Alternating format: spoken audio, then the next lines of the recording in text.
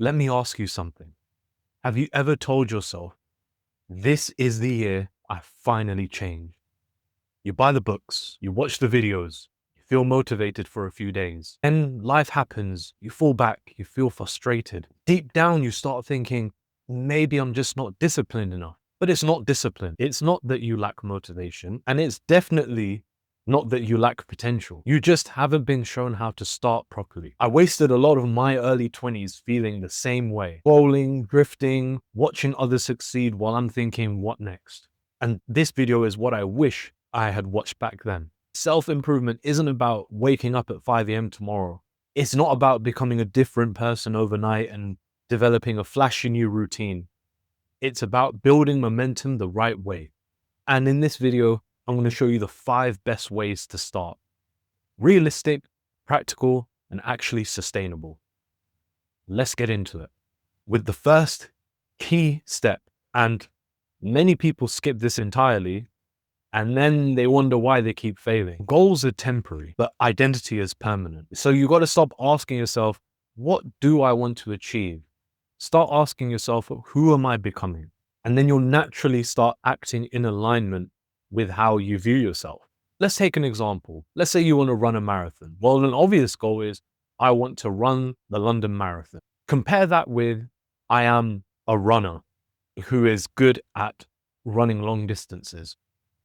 Which one survives a bad day? Sure, you can have the goal of running the London Marathon and really work hard and break your goal down, but it's a lot easier for us to visualize things and make things easier for ourselves to get up and do the work if we actually tell ourselves what we actually are. So in this case, I am a runner. What behaviors do I need to do to actually start acting like a runner? And to be honest, it may not be that difficult as much as you think. It could be just as simple as making sure you have the same shoes, the same running outfit each day, picking the same route, and just timing yourself on your phone whilst you're running around or on your watch. See, between the ages of 21 and 24, I had goals, but no identity behind them. That's why nothing actually stuck. So then after my 25th birthday, I was saying to myself, I've got to stop asking myself what I should achieve and start asking who I'm actually building. What future self am I aiming towards? Your identity is like a compass. Goals are really just destinations on that map, on that journey.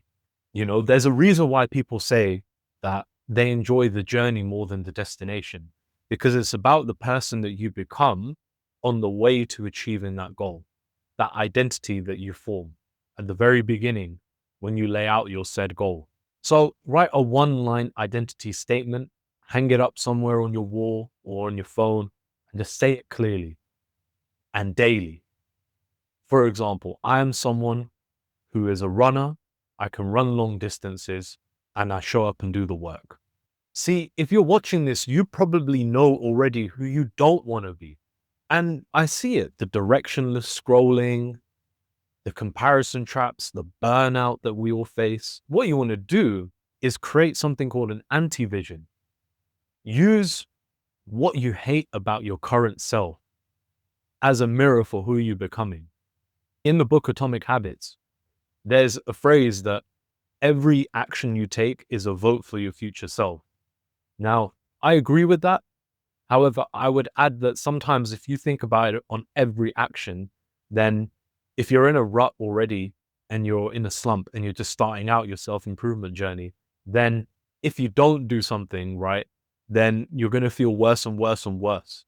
So I would just say, think about it from a daily perspective. One small action and making sure that you try and stick to that as best you can so that you can start building that identity and voting for a future self which is closer to that identity than further away.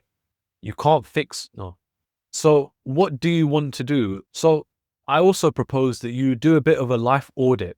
Rate yourself on 1 to 10, from health and fitness to finances, your mental health and your mindset, your relationships and friendships, your career and your purpose, and your daily habits. Take these 6 things and just honestly rate yourself 1 to 10, 1 being poor, 10 being amazing. And you'll find out what is draining you, what is giving you energy. and try and track your time as best as you can for a week. Now, let me tell you about keystone habits. In 2020, I had to audit myself properly for the first time. I was so upset with how I looked. I felt sluggish. I looked terrible. I know I probably should tidy up the beard a little bit. I know. Lockdown really forced me to sit down and be real with myself. There's one habit that you can do each day that creates a ripple effect throughout your life. So when one thing goes well, everything else starts lifting up with it. For example, let's say before you work for the day, before you start your work, you go on a quick walk or you have a workout, even if it's 20 minutes. That one habit, if you do it, you feel amazing. And the rest of your day starts chaining together very nicely. Whereas if you don't do it, then you feel like your day hasn't started well and it can spiral downward. So I would like you to try and pick something that doesn't have to be as physical as that. It could even be that for the first 10 minutes of your day, you get up and you read a book. No phone, no scrolling. One habit that I like to try and keep in my life is not looking at my phone for an hour after I've woken up.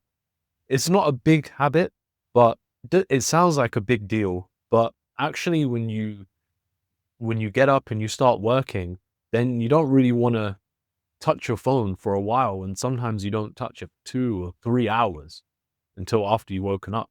It could also be something like going to the gym 3 or 4 times a week. And if you do that, then your mood just picks up and you feel great. Whatever it is, pick a habit, a cornerstone habit that you're going to try and commit to each day to then compound your other habits and actions to build off of. So I'll give you a very clear one. In 2020, again, I started doing daily workouts on Zoom when I was at home. Yes, in my living room. And I did that because I needed to, but it also actually set me up very well for the rest of the day. And that one habit alone started to change my mood, change my positivity as well, and just made me look a lot better. To start embarrassingly small. I've given you bigger examples. You can start even smaller than that. Try it out for yourself. If people think that discipline is just built up through immense willpower, but it's actually built up through evidence and proving to yourself that you can actually do it. You can actually stay focused. It's about showing up and starting small. And I'm not telling you to wake up at 5 a.m. I'm just telling you to make sure you win that first hour of your day, whatever time you wake up at, and let that do the work. Another angle on this is through my faith. Religion actually taught me this before self-improvement, but I actually didn't realize it until now. Praying 5 times a day for me is a keystone habit by design. It's a small, consistent action, but it's so powerful and it grounds me in the reality of this world, not to get too philosophical in this video, but it just anchors a small action into my day that I can fit everything else around. And if I do that, I feel great. If I miss out, I feel horrific. So consistency is the key. But you've got to realize that things like willpower, discipline, these are very finite resources. And your environment may be depleting it without you even knowing. From a physical point of view, your space shapes your state. I don't know if you can see it, but right now, no, you can't see this, but behind you, I've got a very cluttered desk with my work laptop, headphones, Xbox controller, monitor, book stand, tennis ball, laptop, all over the place. But a clean desk actually helps with creating a clear head. A messy room, trust me, it just scrambles your thinking. And then digitally, it's probably even worse because you open your phone and there's so many documents, so many apps, so many notifications, and it's just making your brain go haywire. And the phone is designed to pull your attention. You've got to try and fight back, not fight against it, but fight in a way that, oh, scrap that little part out. So try and delete apps, or if you don't want to delete apps, move them off your home screen so there's extra layers of friction. Set screen time limits if you're starting. And again, the best habit I would give you if you're just starting, trying to stop using your phone, is make a commitment for the first 30 minutes and the last 30 minutes of your day. Try not to use your phone. It will help you improve your mood and also improve your sleep.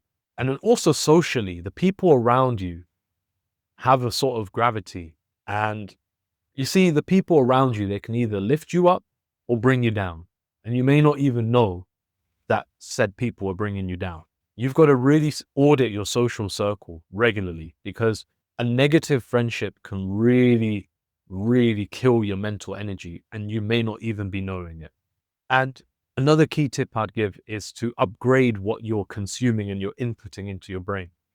So instead of doom scrolling and watching reels or following entertainment accounts on YouTube, maybe replace one with an educational channel, or even start listening to a podcast or potentially an audiobook. Just small little shifts in what you're thinking about and listening to on a daily basis can make a huge difference. And you see, one thing that I've actually found in my experience is that hustle culture sells you the idea that discipline is like, it's internal. You grind harder, you want it more. But that's backwards. You see, the most productive people, they engineer their environment, whether it's physical, digital, social, in a way that helps them smarter and also uplifts them and keeps them in a positive mood. And now this tip is the one that will actually really determine whether your life will start changing, or whether you've just watched another YouTube video and spent more time on the app.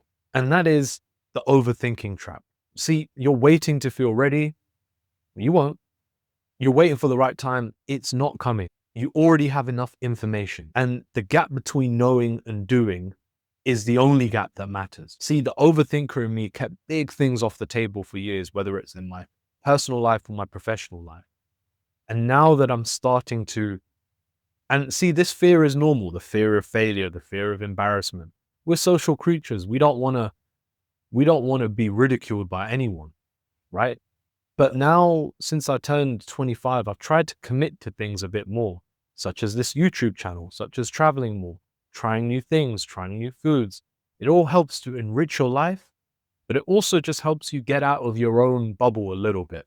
And like I said earlier, you build confidence and you build discipline through action and building evidence. So instead of trying to G yourself up into doing something, just take that small step, that small action, dumb it down, get it out of your head, look at yourself from a third person point of view. Sometimes that helps to just shift the perspective, and then just get started.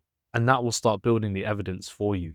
People might say to me, well, if I just start something, I don't know what I'm going to do. That's the point.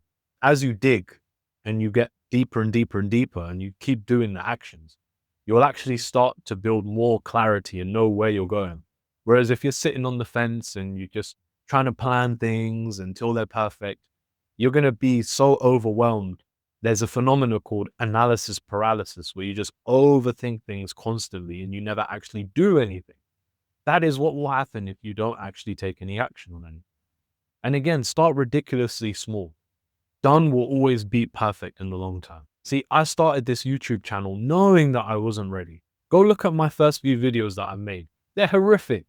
Everything from the thumbnails to the lighting to the audio to how I'm talking is, I'd laugh back at it. I cringe at it.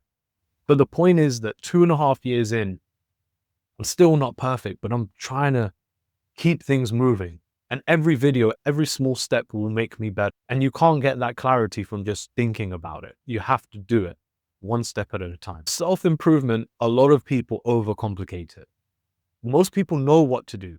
You watching this video probably know what you need to do, but you just don't execute consistently. And that's where you've got to start becoming accountable. That's what changes everything. So if you're serious about making a change in your life and trying to start getting some clarity and purpose in your life, then book a call with me where we'll discuss, where we can identify exactly why you're stuck, who you want to become, and create a personalized action plan for you, and creating accountability to help support your growth. Don't just watch videos, take the first action. The link is in the description. Go ahead and book the call. And if you want more lessons about my experience with self-improvement, you're going to want to watch this video right here. I'll see you there.